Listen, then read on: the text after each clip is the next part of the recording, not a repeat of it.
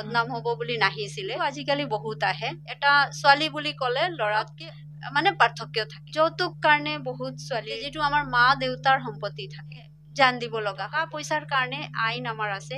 নমস্কাৰ, মই নাজবিনা এনবি পডকাষ্টৰ সমূহ দৰ্শকক স্বাগতম জনাইছো। লগতে ৮ মাৰ্চ আন্তৰ্জাতিক নাৰী দিৱস উপলক্ষে সকলোকে শুভেচ্ছাও জনাইছো আৰু আপোনালোকে চাবলৈ আৰম্ভ কৰিছে ফেচ টু ফেচ অনুষ্ঠান। আজি মোৰ সৈতে আছে এগৰাকী অধিবক্তা।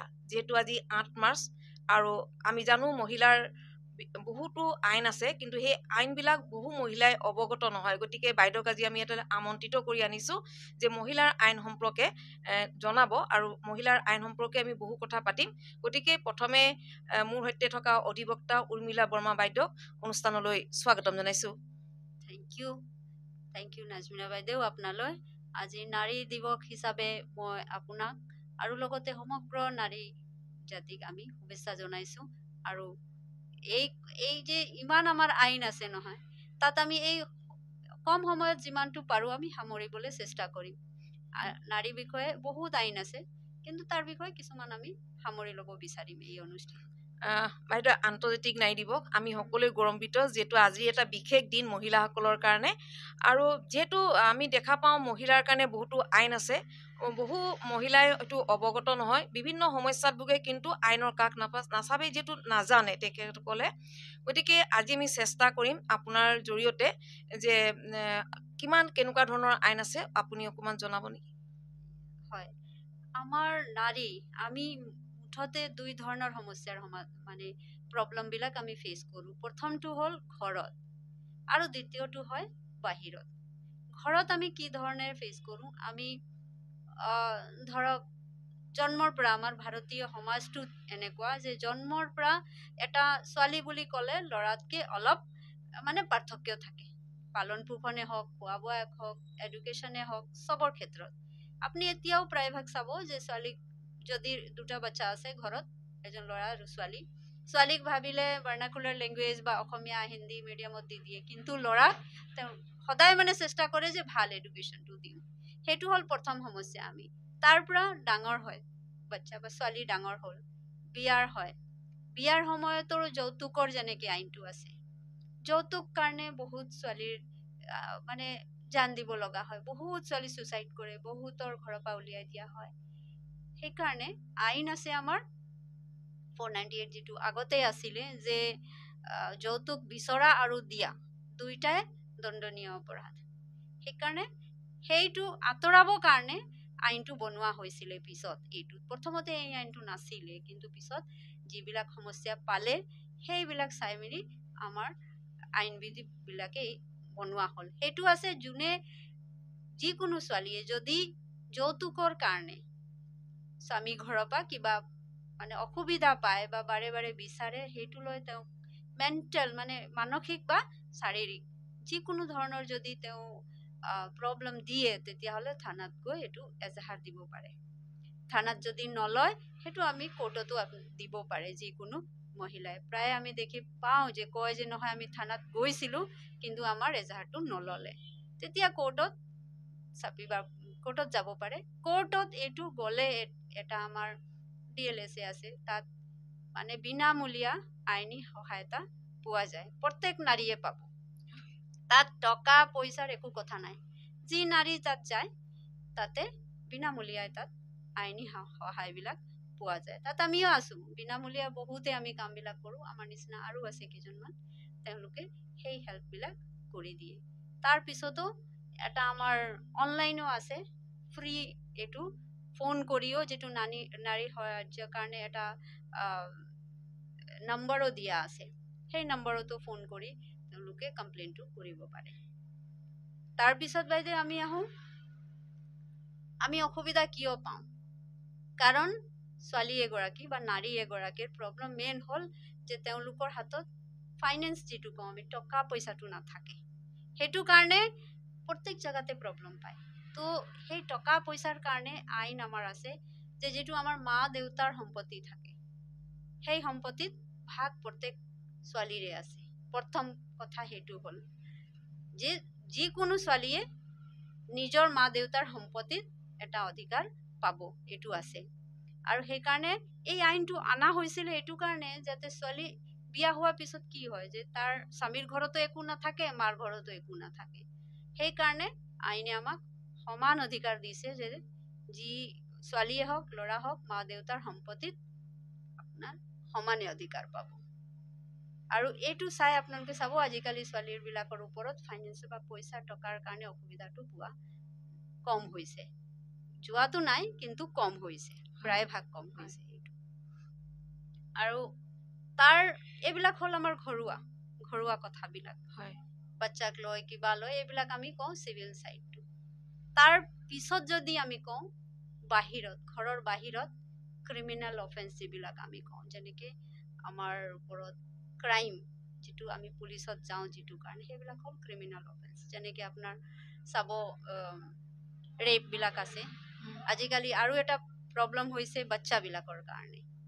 সৰু সৰু বাচ্চাৰ কাৰণে তেওঁলোককো কিছুমান এনেকুৱা মানুহ আছে তেওঁলোককো নেৰে সেইবিলাক মানুহৰ কাৰণে স্পেচিফিক এটা মানে শিশু নিৰ্যাতনৰ যিটো আছে সেইটো মানে স্পেচিয়েল এটা এক্টে বনাই দিয়া হৈছে POCSO prevention of children from sexual harassment বুলি আৰু তাত কেছবিলাক গ'লে তাত হ'ল আপোনাৰ 18 বছৰৰ তলত যিকোনো ছোৱালী বা তাত ল'ৰাৰো এটা মানে পাৰ্ট আছে কিন্তু ছোৱালীৰ যদি নিৰ্যাতন হয় ফিজিক্যাল মেন্টাল এবিউজ বুলি আমি যিটো কওঁ সেইটো যদি হয় সেই পক্সো এক্টৰ আন্ডাৰত বিভিন্ন ধাৰা আছে তাত কেছ দাখিল হৈছে বহুত হৈছে আজিকালি আগতে মানুহবিলাক বদনাম হ'ব বুলি নাহিছিলে কিন্তু আজিকালি বহুত আহে আৰু কেছ তাত 1 বছৰ 1.5 বছৰ ভিতৰতে ফাইনাল হৈ যায় আৰু সেই বাচ্চাবিলাকো যিটো এটা মেন্টাল হেৰাসমেন্ট পাই থাকে নহয় তেওঁলোকেও এটা কম্পেনচেশ্যনো পায় 2 লাখ পৰ্যন্ত আজিকালি কম্পেনচেশ্যনৰ প্ৰভিজন আছে আৰু প্ৰায়ভাগ কোৰ্টে দিয়ে যিটো কেছবিলাক সঁচা কিছুমান কেছবিলাক আকৌ কোৰ্টত গৈ এনেকুৱা হয় নহয় যে বাচ্চা একো নকলে তেতিয়াহ'লে মানুহ বাচি যায় ন সেই ক্ষেত্ৰত মানে বাচ্চাবিলাকে কম্পেনচেশ্যনটো নাপায় কিন্তু যদি ঠিক কৈ দিয়ে যে আমুক মানুহজনে মোৰ লগত বেয়া কাম কৰিছিলে বেয়া ব্যৱহাৰ কৰিছিলে সেইটো কাৰণে মই কষ্ট পালো এইবিলাক যদি হয় ভাল 2 লাখ পৰ্যন্ত এইটো কম্পেনচেশ্যনো দিয়ে তাৰ পঢ়া শুনা কাৰণে আৰু তাৰ অলপ উত্থান হ'ব যিটো খোৱা বোৱাটো ভাল দিব পাৰে কিছুমান মানে বহুত কম বয়সতো প্ৰেগনেন্সি হৈছে আজিকালি কোৰ্টত সেইটোও দেখা গৈছে এইবিলাক কেছত পক্সো কেছত সেইবিলাকৰ কাৰণে বিশেষকে যাতে তাৰ শাৰীৰিক বিকাশটো ভালকে হওক সেইটো কাৰণেও কোৰ্টে কম্পেনচেশ্যনটো দিয়ে তাৰ চোৱা চিতাটো কৰি বাইদেউ আপুনি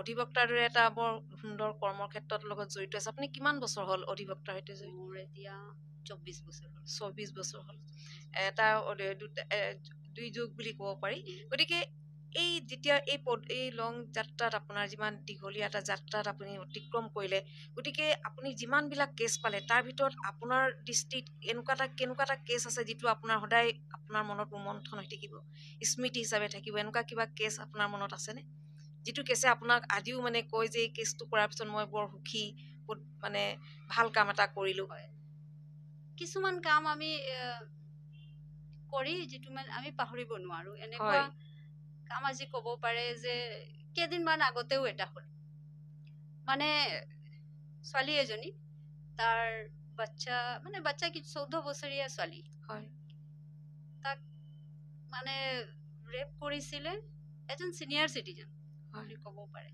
চিনিয়ৰ চিটিজেন মানুহে ইয়াৰ নহয় তেওঁলোকে ডুমডুমাৰ ভিতৰৰ গাঁৱৰ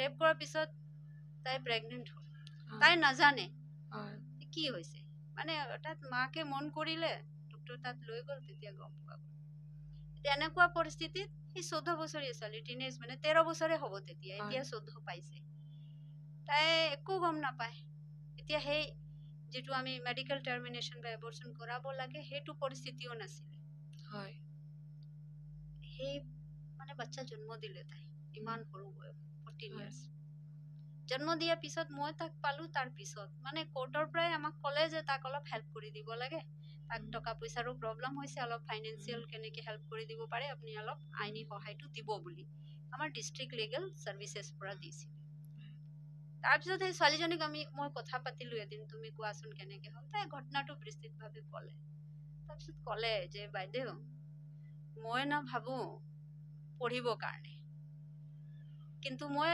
গাঁৱত স্কুল যাবই নোৱাৰো। মানে তাৰ কোনো ভুল নাই, কিন্তু তাই স্কুলত যাব নোৱাৰে। এতিয়া গাঁৱৰ মানুহো তাক ঠাট্টা মানে কৰে। ঠাট্টা কৰে।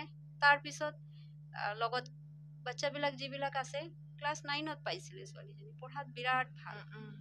এইবিলাক হ'ল। মই DLSত গৈ আকৌ ৰিপৰ্ট কৰিলো যে এইটো কিবা এটা কৰাই তাক স্কুলত নাম লগাই দিব লাগে, ছোৱালীজনী পঢ়াত ভাল। এতিয়া গম পালো আমাৰ তাক এটা কস্তুৰবা গান্ধী স্কুল আছে নহয়, ডুমডুমাৰ অলপ আগত, তাত এডমিশ্যনৰ কাৰণে আমি মানে প্ৰায়ভাগ সফল হৈছো, তাত এডমিশ্যনটো হৈ যাব চাগে। কাৰণে এই কামটো এটা কৰি বহুত ভাল লাগিল যে এটা সহায় হৈছে, এটা এটলিষ্ট জীৱনটো তাৰ ৰক্ষা পৰিছে। আগবাঢ়িব, ৰক্ষাও হৈছে আৰু আগো বাঢ়িব বাইদেউ। কাৰণ তাই একদম ৰখি গৈছে, মেণ্টেলি এনেকুৱা হৈছে নহয়, তাই যদি কোনোবা জোৰকে কৈ দিয়ে মানে তাই কান্দিব ধৰে। তাৰ এনেকুৱা মানে মেণ্টেল ট্ৰমা আমি যিটো কওঁ সেইটো তেনেকে হৈছে। আজি যিহেতু নাৰী দিৱস, নাৰী উপলক্ষে আমি কথা পাতিছো আৰু বহু কথাই আপুনি আইনৰ বিষয়ে কৈছে। কিন্তু এটা কথা ঠিক, যিসকল মহিলা, যিসকল মানে টেঙৰ মহিলা সেইসকলে সকলো ঠাইত যাব জানে, যিসকল অজলা সেইসকলে বহু জেগা নাজানে। কিন্তু আজি যিসকলে এই অনুষ্ঠান চাই আছে, বাইদেউৰ যোগেদি গম পাইছে যে যিকোনো সমস্যা আহিলে তেওঁলোকে থানাত যাব পাৰে। থানাত যদিও নাযায়, তেওঁলোকে কোৰ্টত গৈও মানে তেওঁলোকে এটা পথ পাব বিনামূলীয়াকৈ। বিনামূলীয়াকৈ। গতিকে যিসকলে অনুষ্ঠানটো চাই আছে, আপোনালোকে যদি তেনেকুৱা কিবা সমস্যাত ভুগিছে, তেনেহ'লে আপোনালোকে ডাইৰেক্ট কোৰ্টৰ লগত যোগাযোগ কৰিব পাৰে। আৰু বাইদেউৰ নাম হৈছে তিনিচুকীয়াৰ অধিবক্তা উৰ্মিলা বৰ্মা। গতিকে আপুনি বাইদেউকো লগ কৰিব পাৰিব। গতিকে আজি এটা অতি শুভ দিন, আৰু গতিকে পুনৰ সকলো যিসকল মহিলা আছে সকলোকে ধন্যবাদ জনাইছো, শুভেচ্ছা জনাইছো। আৰু বাইদেউ আপুনি ইয়াত আপোনাৰ বহু মূল্যৱান সময় নষ্ট কৰি ইয়ালৈ আহিছে, আপুনি যিহেতু অতি ব্যস্ত ব্যক্তি। গতিকে আপোনাক পুনৰবাৰ ধন্যবাদ জনাইছো। আপুনি বহু কথাই আইনৰ বিষয়ে ক'লে। আৰু যিসকলে এই অনুষ্ঠান চাই আছে সেইসকলে সদায় আমি এনেকুৱা এগৰাকীকৈ অতিথি আনো ইয়াৰ অনুষ্ঠানলৈ। আৰু যিটো দিৱস থাকে বা যেনেধৰণে তেওঁলোকৰ লগত আমি কথা পাতিব লাগে, আমি বহুত কথাই মনৰ কথা পাতো। আৰু আজিও আছিল মোৰ লগত অধিবক্তা উৰ্মিলা বৰ্মা বাইদেউ। আৰু পুনৰ এগৰাকী আমি অতিথি লৈ ইয়ালৈ আহিম। গতিকে পুনৰ লগ পোৱাৰ প্ৰতিশ্ৰুতিৰে ধন্যবাদ।